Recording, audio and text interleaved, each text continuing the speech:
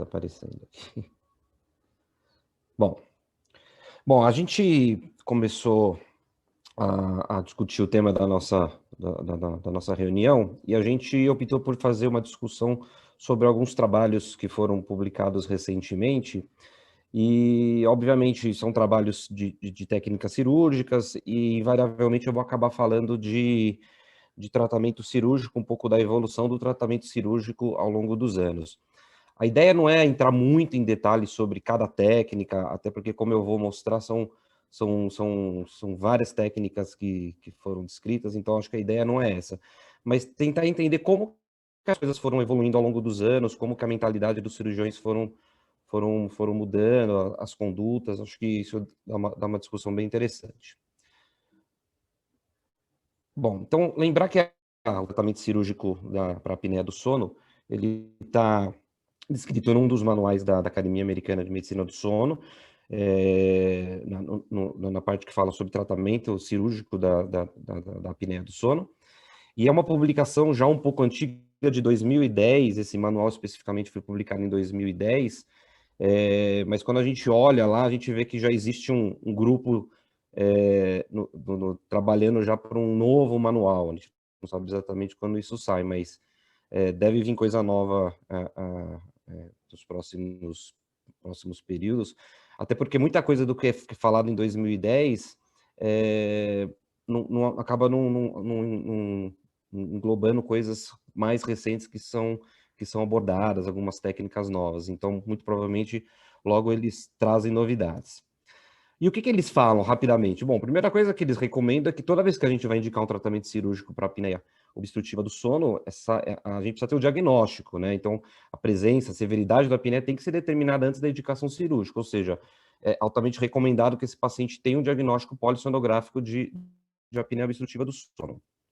Uma coisa que eles batem muito é que o tratamento da apneia do sono deve ser tem que ser discutido com o paciente, ele tem que saber das outras opções terapêuticas, principalmente o CPAP, aparelho intraoral, a gente volta a cair naquela história que a Fê sempre fala, que a gente tem que dividir a possibilidade do tratamento com o paciente. Então, quando a gente indica uma cirurgia, a gente tem que explicar para o paciente exatamente a nossa proposta, as outras opções que existem, possíveis complicações, para que a gente decida junto com ele. E, obviamente, o desfecho que todo mundo deseja é a resolução completa de todos os sintomas, da melhora dos índices polissonográficos, IH, oximoglobina. Isso abre uma grande discussão para o sucesso. O Danilo falou muito bem sobre isso. Eu vou falar um pouquinho também sobre o sucesso do tratamento cirúrgico e de toda a discussão que hoje existe sobre isso. Bom, então, para começar, a gente tem a ideia de que a primeira cirurgia descrita foi a do Fujita lá em 1981, mas tem publicações mais antigas, eu não sei se todo mundo sabe disso, mas a primeira vez que se publicou um trabalho foi em 64 por esse autor Ikematsu, em que ele já propunha uma ressecção em cunha da mucosa anterior do pilar posterior e uma ressecção da mucosa e submucosa da raiz da úvula. Então, quando ele fazia isso, ele tinha uma proposta inicial de reverter a úvula. Sabe, às vezes, quando a gente faz aquela cirurgia, a úvula fica invertida, e até a gente fica um pouco incomodado, a gente sabe que depois isso melhora, mas essa foi a primeira ideia que ele teve, reverter essa úvula para tentar diminuir a vibração. Em 79, um novo trabalho publicado por esse autor, até eles depois falam de técnica de Quesada e Perejó, não sei exatamente a pronúncia, onde eles propunham já uma ressecção maior de mucosa do pilar do palato mole, né? Então, em nenhum momento aqui se fala ainda em cirurgia da parede lateral. Aqui a gente vê uma foto da cirurgia mesmo, eu achei isso daqui uma foto bem antiga, onde a gente vê uma ressecção do pilar do palato mole, da úvula, uma sutura onde você amputa essa úvula, com a ideia de diminuir a vibração. Então, assim, uma cirurgia puramente de mucosa, tá?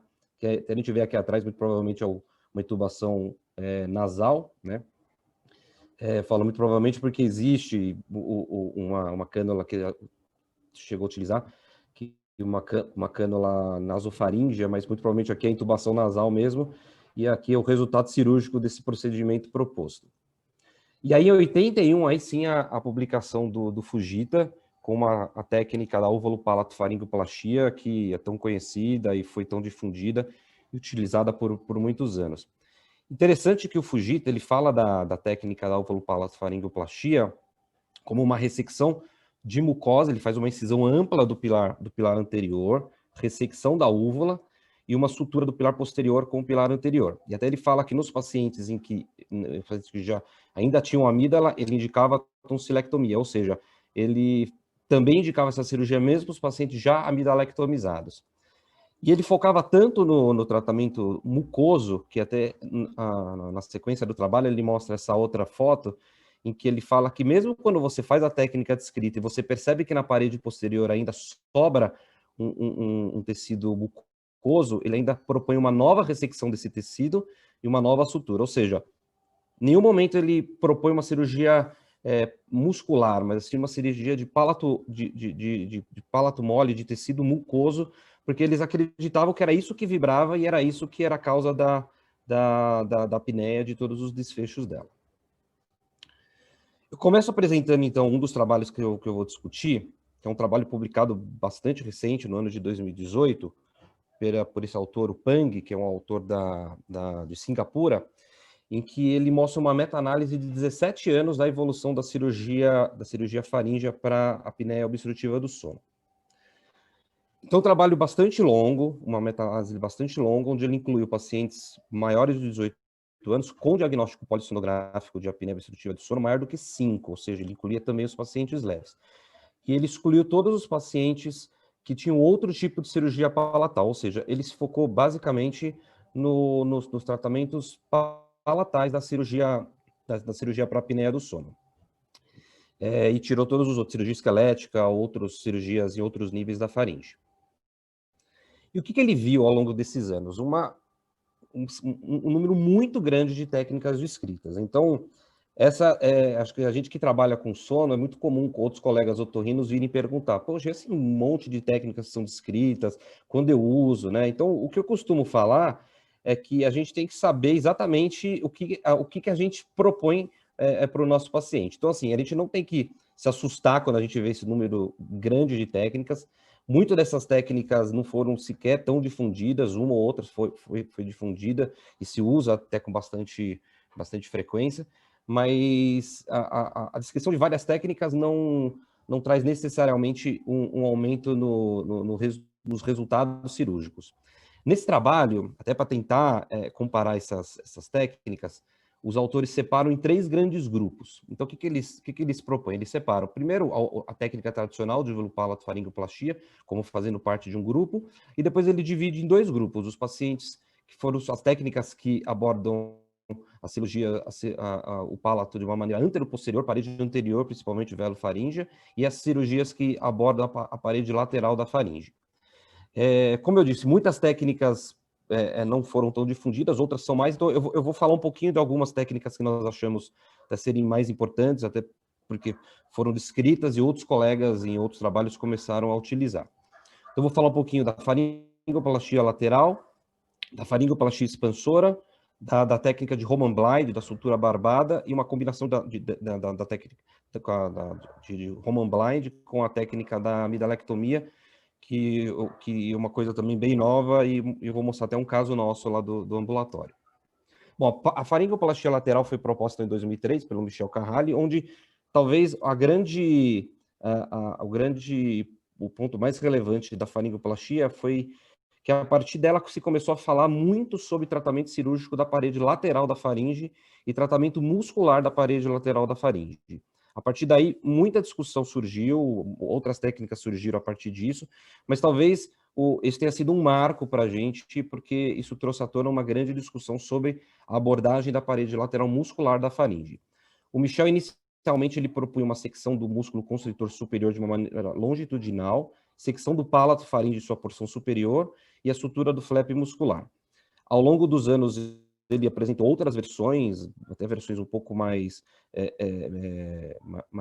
menos agressivas, né? Mas ele foi percebendo que a melhora do sucesso da cirurgia dele, ele conseguiu isso com menos intervenções. Então, acho que talvez ele foi aprendendo com o tempo e foi apresentando esses resultados.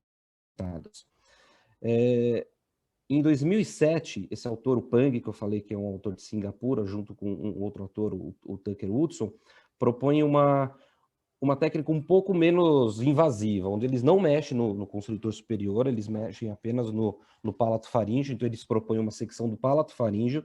Aqui ele está bem espesso nessa foto, mas não é um músculo tão amplo assim, é um músculo que corre junto ao pilar posterior da faringe.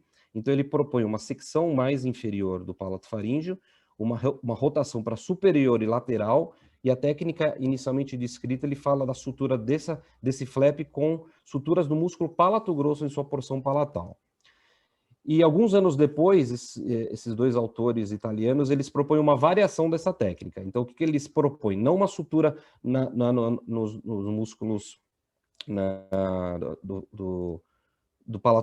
da porção palatal, mas eles propõem uma sutura numa região do osso esfenoide, que é o âmulo pterigóide. Então, ele propõe que esse músculo seja seccionado na porção inferior, rotacionado para cima, e ele propõe fazer um túnel superior e fazer uma sutura aqui em cima, na parede bem póstero lateral, na tentativa de superiorizar e lateralizar essa faringe. Em 2012, esse outro autor, Montovani, ele propõe uma técnica de sutura com um fio barbado. Então, o que é um fio barbado? É um fio que, quando você traciona, ele suspende as estruturas por onde você passou e deixa fixa. Então, ele propõe algumas alças dessa sutura na parede anterior do palato mole, na parede lateral também. Então, uma técnica puramente de sutura e não de ressecção muscular. E em 2015, o próprio autor, junto com esse outro autor italiano, Vittini, eles propõem uma combinação dessa técnica com uma tonsilectomia. E utilizando a mesma sutura, ele fecha ele faz uma aproximação muscular dos músculos palato-faríngeo e palato-grosso, combinando a técnica de suspensão de Roman Blind anteriormente descrita. Essa foto aqui é do trabalho publicado, e essas próximas fotos é de um paciente operado pelo Renato Stefanini, que vai falar depois de mim, lá no Pirajussara. Então, aqui tem algumas fotos da sequência. Então, a gente vê aqui nessa primeira foto, o paciente já com amidalectomizado, ele fez a marcação dos pontos por onde passaria o fio, como proposto pelo autor. Aqui o fio já transfixado.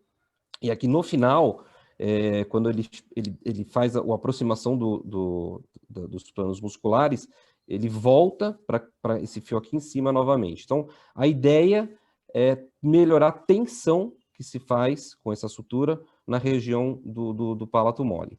E aqui o fio sendo demonstrado, esse fio farpado, né, que na hora que você traciona, ele segura as estruturas por onde ele passou. Aqui as fotos do pós-operatório, então com o 14º pós-operatório. Aqui no centro é a união dos dois fios, porque eu vou voltar uma foto só para exemplificar. A ponta uma ponta tem agulha, a outra ponta tem essa alça. Então a ideia é que você acople os dois fios através dessa alça, e essa alça fica aqui no meio. Então são duas agulhas, uma vai para um lado, outra para o outro, e essa alça fica aqui bem na região mediana. Aqui com o 14º pós-operatório, aqui ao lado um mês de pós-operatório. Então, voltando para o trabalho do Pang, o que ele mostra? Quando ele separa aqueles pacientes em 3 grandes grupos, né, da ovulopalatofariнгoplastia clássica, as cirurgias de parede anterior, as cirurgias de parede lateral, ele observa que nesses trabalhos que ele levantou, as cirurgias em que a parede anterior foi tratada apresentou um resultado melhor, mas ele nem valoriza isso, e nem se deve valorizar, porque existe um grande viés de seleção, ou seja, ao longo dos anos, esses pacientes foram selecionados das mais variadas formas, os trabalhos são muito heterogêneos, até ele coloca como as limitações do trabalho, que metodologias diferentes são empregadas, diferentes técnicas e nomenclaturas, a forma como os dados são reportados. Obviamente, o autor ele tende a querer mostrar bons resultados, então acaba selecionando um pouco melhor seus pacientes. Então, esse tipo de comparação não é legal de se fazer, quais são as melhores técnicas. Mas a grande discussão, talvez, desse trabalho seja que, ao longo dos anos, a taxa de sucesso das cirurgias faríngeas melhorou. E talvez tenha melhorado porque os cirurgiões mudaram um pouco o paradigma das grandes cirurgias, das grandes ablações para cirurgias mais direcionadas. A gente foi entendendo que você trabalha a parede lateral te traz provavelmente melhores resultados. Então, talvez isso tenha melhorado o sucesso. Ele até termina falando que comparando com o CPAP, onde sempre é um tratamento de escolha para a apneia do sono, o sucesso sempre foi muito grande, que comparando com o CPAP, a cirurgia teve um sucesso incrementado muito mais do que o CPAP ao longo dos anos, porque se passou de técnicas diferentes e o sucesso foi melhorando.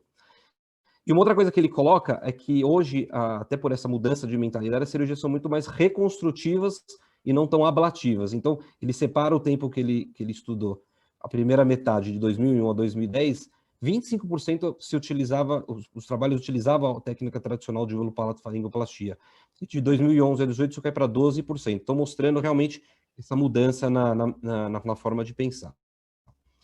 Quando a gente fala, eu terminei aqui no outro slide falando de critério de sucesso, essa é uma discussão bem legal que a gente já falou anteriormente, sobre se ater, né, ao IH como um critério de sucesso exclusivo para avaliar cirurgias faríngeas.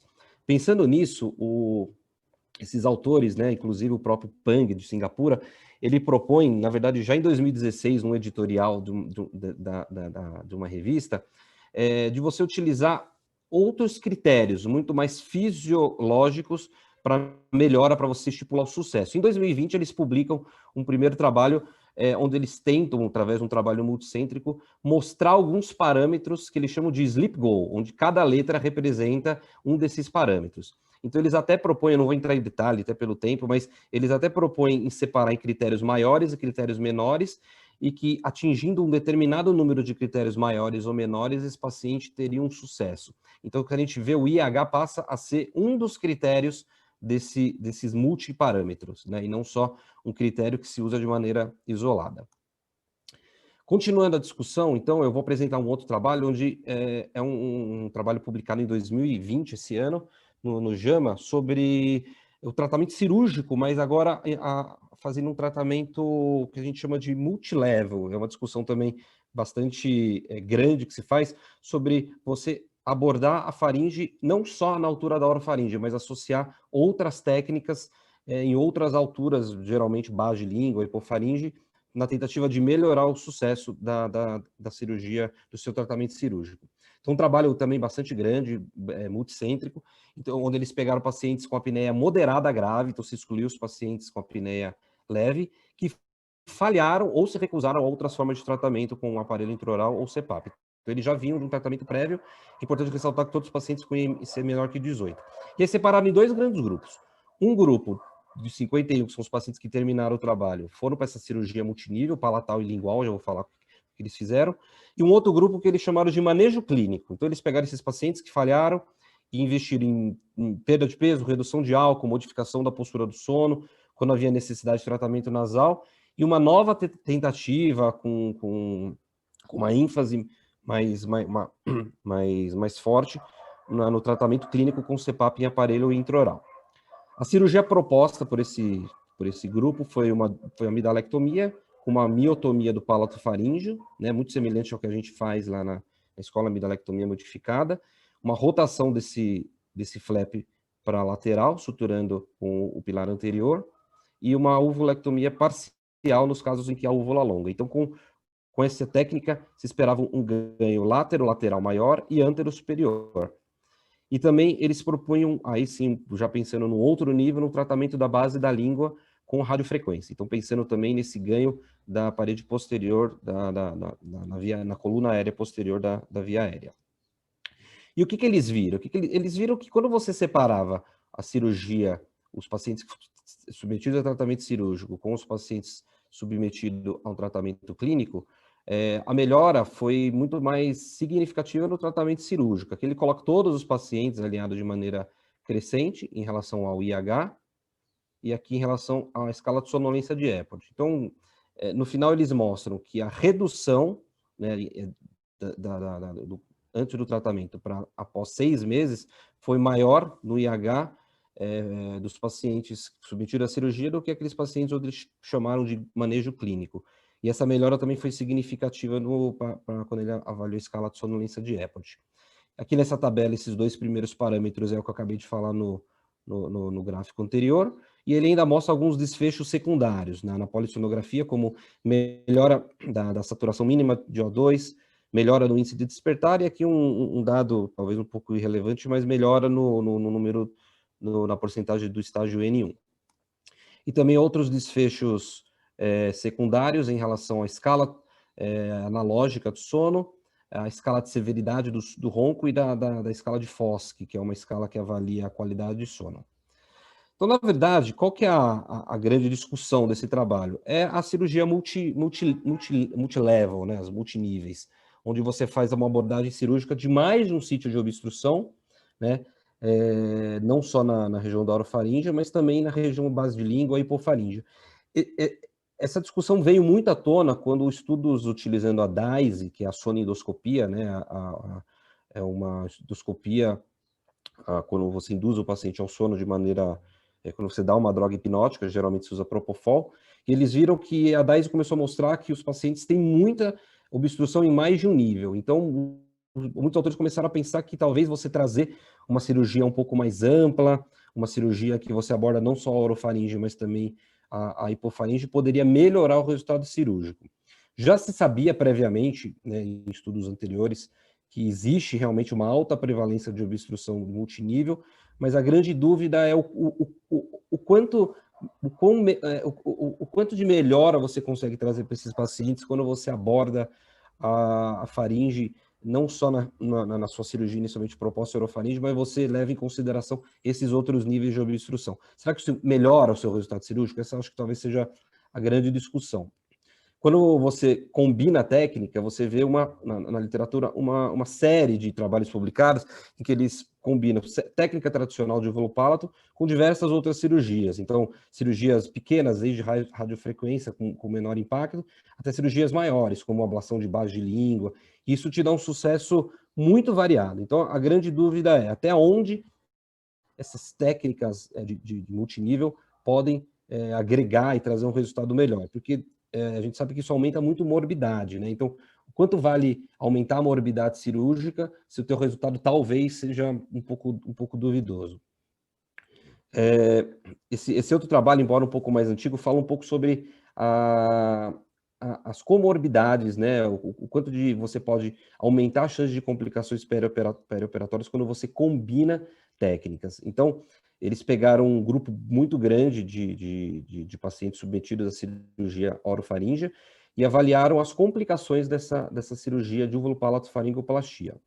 O que eles viram que aproximadamente 50% tinham pelo menos uma cirurgia associada. Aqui ele incluiu a cirurgia nasal como sendo uma das cirurgias associadas, e ele descreve uma série de possíveis complicações, que ele teve em toda essa corte de 3.130 pacientes, complicações presentes em 1,6% dos casos. E o que ele mostrou, e talvez esse seja o grande X da questão desse trabalho, é que a maior parte dessas complicações ocorreram justamente nos pacientes em que pelo menos uma cirurgia não nasal foi associada ao vulopalato-faringoplastia.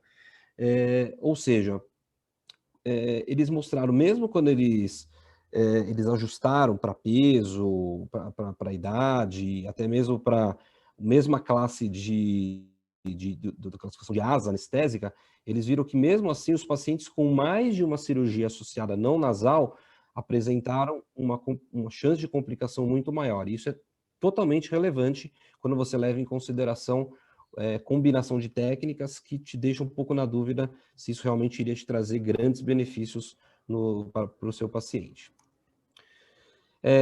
E por fim eu vou apresentar um terceiro trabalho. Esse é um trabalho publicado no ano passado, de um grupo espanhol, onde eles mostram a evolução do serviço deles ao longo da última década. Esse é um trabalho bastante interessante. O que eles fizeram? Então, eles analisaram do ano de 2016 a 2018, foi um estudo retrospectivo de 88 pacientes tratados cirurgicamente, todos fizeram uma avaliação polissonográfica, tipo 1 ou tipo 3, todos tiveram o exame físico realizado na indicação cirúrgica, todos foram submetidos a DISE, embora eles falam que a DAIS não foi determinante para a escolha da técnica, mas ela foi feita em todos os pacientes. E os pacientes foram excluídos os pacientes de cirurgias que fizeram outras cirurgias associadas desse grupo. Então, eles focaram basicamente em cirurgia orofaríngea. E as técnicas utilizadas nessa ordem ao longo dos anos foram a técnica de uvulopalato tradicional, faringoplastia lateral, a faringoplastia expansora, como sugerida por Pang, e a BRP, que é aquela técnica de combinação da sutura barbada com a amidalectomia, que eu mostrei também o caso do Renato. E aí eles discutem um pouco sobre critérios de sucesso. O que eles falam sobre critério de sucesso? Eles utilizaram 3 formas de avaliar o sucesso. Isso eu achei muito interessante. Então, eles utilizaram um critério que mais se usa, que é conhecido como critério de Sher, porque foi publicado em 96 por esse autor, um trabalho onde ele usa esse critério como sucesso para cirurgias faríngeas. E se usa muito esse critério. Então, talvez seja o critério mais utilizado quando se avalia trabalhos na literatura. O que é esse critério? É uma redução de 50% do IH basal, e o IH pós-operatório tem que estar obrigatoriamente abaixo de 20. Eles ainda usaram um segundo critério, que também reduzia em 50% o IH basal, mas o IH pós-operatório tinha que ficar menor que 10. Por quê? Porque alguns autores publicaram que quando você deixa um IH menor do que 10, isso teria um impacto maior nas repercussões cardiovasculares da SALS. Então, seria um critério um pouco mais rígido.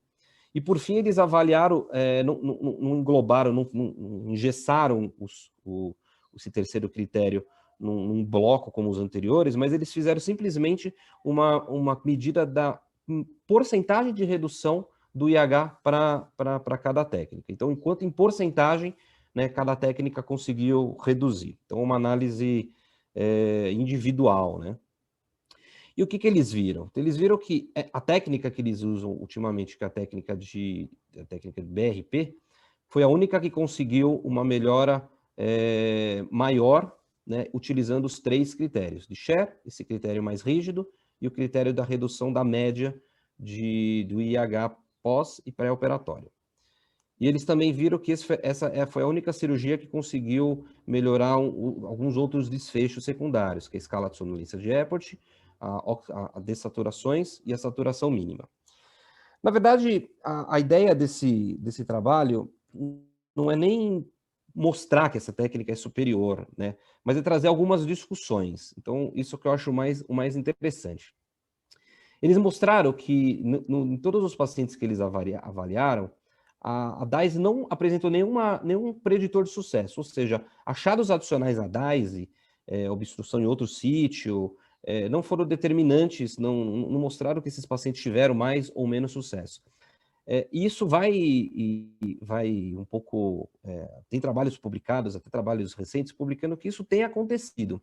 Esse trabalho publicado em 2019 mostrou que um estudo de 326 pacientes que, na verdade, eles foram submetidos à técnica de uvulopalato-faringoplastia, mas como eles combinaram diferentes centros, alguns centros usam a DAISE de uma maneira rotineira e outros centros não usam. Então, o que eles pegaram? Eles pegaram todos esses pacientes e separaram em pacientes que fizeram a DAISE e pacientes que não fizeram, e compararam os resultados desses 2 grupos. Então, por exemplo, o Pang, que é esse autor que eu já falei dele de Singapura, ele fala que lá em Singapura eles não usam de maneira rotineira, eles usam só em alguns casos selecionados. E o que eles viram é que, comparando esses 2 grupos nesse trabalho multicêntrico, não houve melhora no resultado cirúrgico em comparação aos submetidos a DAISE. Então, eles mostram vários dados mostrando que essa comparação não mostrou que a DAISE trouxe alguma coisa adicional. E esse outro trabalho, publicado um pouco mais anteriormente, mas é um trabalho interessante porque é um trabalho francês, desse autor Frédéric Chabot, em que ele mostra que no grupo deles, né, um trabalho realizado só nos pacientes deles, em que eles também fizeram a DAISE, e também não foi determinante para indicar uma ou outra cirurgia, mas eles fizeram a DAISE em todos os pacientes em que eles iriam fazer a cirurgia orofaríngea. A indicação foi exclusiva pelo exame clínico. A DAISE simplesmente foi feita para que depois eles pudessem fazer comparações. E aí eles separaram em 2 grupos. Eles separaram nos grupos de sucesso e grupos de insucesso. E olha que interessante, eles viram que no grupo de sucesso, mais da metade dos pacientes apresentavam locais de obstrução não tratados. Que a DAISE viu que tinha, por exemplo, obstrução em base de língua, não foram tratados porque não era a proposta inicial, e mesmo assim, esses pacientes tiveram sucesso. E também no grupo de insucesso, 60% dos pacientes tiveram todos os locais de obstrução tratados, já previamente indicados, e mesmo assim obtiveram sucesso. Então, eles mostraram que talvez a DAISE não trouxe grandes benefícios, assim como os outros trabalhos já mostraram.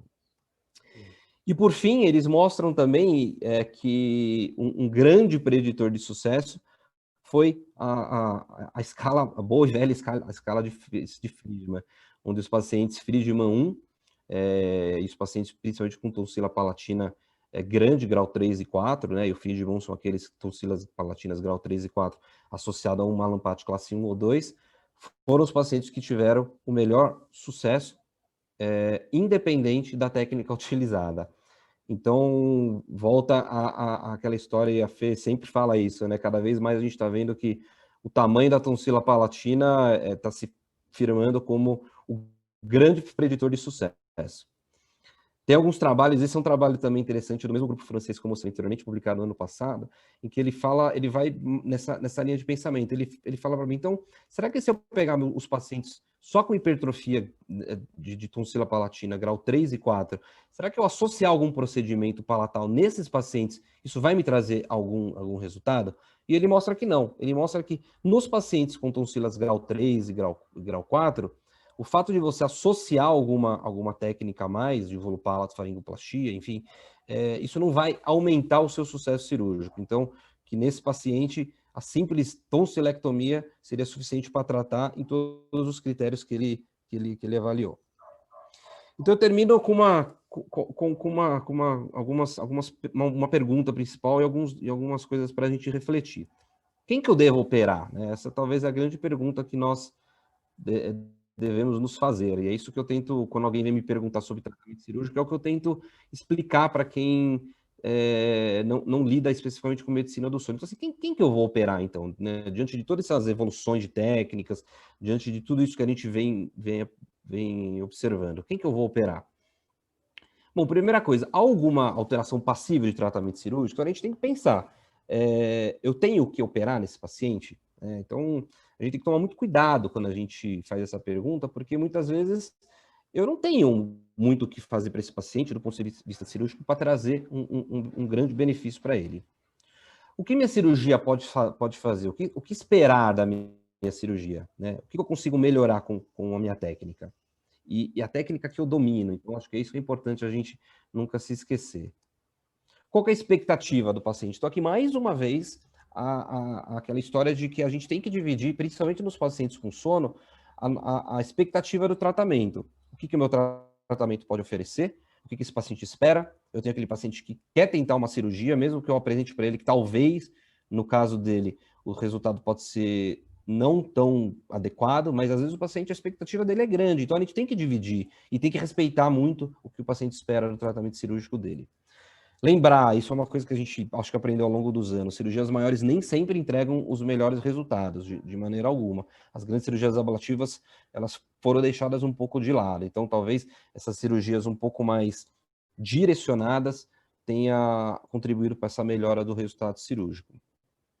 A gente nunca pode esquecer, a apneia obstrutiva do sono é multifatorial. Então, se eu pegar paciente, às vezes, com o mesmo índice de IH, voltando à história do IH, mas eu posso ter pacientes totalmente diferentes, idade diferente, peso diferente, anatomias diferente, padrão esquelético diferente. Então, com certeza, o meu resultado cirúrgico vai ser diferente. A gente não pode esquecer disso. A gente não pode esquecer que os pacientes envelhecem também e esse paciente pode voltar a ser apneico, mesmo que ele não deixa de ser apneico por um período.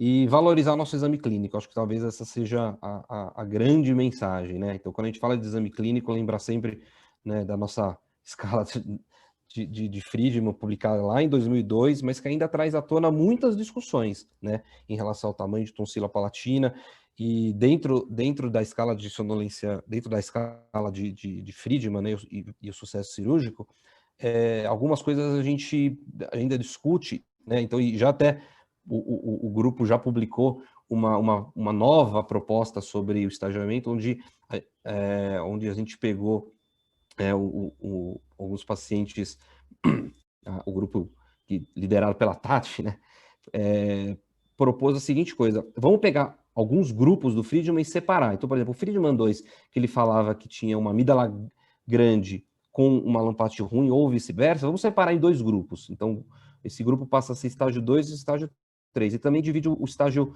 4 de Friedman, que é aquele paciente obeso que ele não operou, e divide também em 2 outros grupos, em que mesmo paciente obeso com amígdala grande passa a fazer parte de um novo grupo e é submetido à cirurgia, coisa que o Friedman não fazia. E o que eles viram, né? Então, foi visto que mesmo desta forma, o tamanho da tonsila palatina foi determinante no sucesso cirúrgico, né? Então, nesse novo estagiamento 1, 2 e no estagiamento 5, que são os pacientes com hipertrofia amidaliana, mesmo assim, nesses pacientes, o sucesso foi muito significante. E aí a pergunta que fica é, e esses pacientes, esses outros pacientes com amígdala pequena? Aqui o sucesso ele está relacionado exclusivamente ao tratamento com a técnica de uvulopalato-faringoplastia. Será que esses pacientes, então, seriam pacientes que se beneficiariam com alguma outra técnica? Será que associar, tentar pensar, como a Fernanda já falou, desse grupo? Então, quem seria esse 35%, 38% de paciente que melhorou? Por que esses melhoraram, outros não? Então, assim, talvez entender um pouco mais desse grupo para que a gente consiga melhorar ainda mais o sucesso, especificamente nesses pacientes. Então, isso que hoje a gente está tentando entender e, se Deus quiser, a gente talvez tenha novidades aí futuramente. Bom, acho que é isso, pessoal. Espero que tenha sido claro, espero que tenha passado a mensagem aí.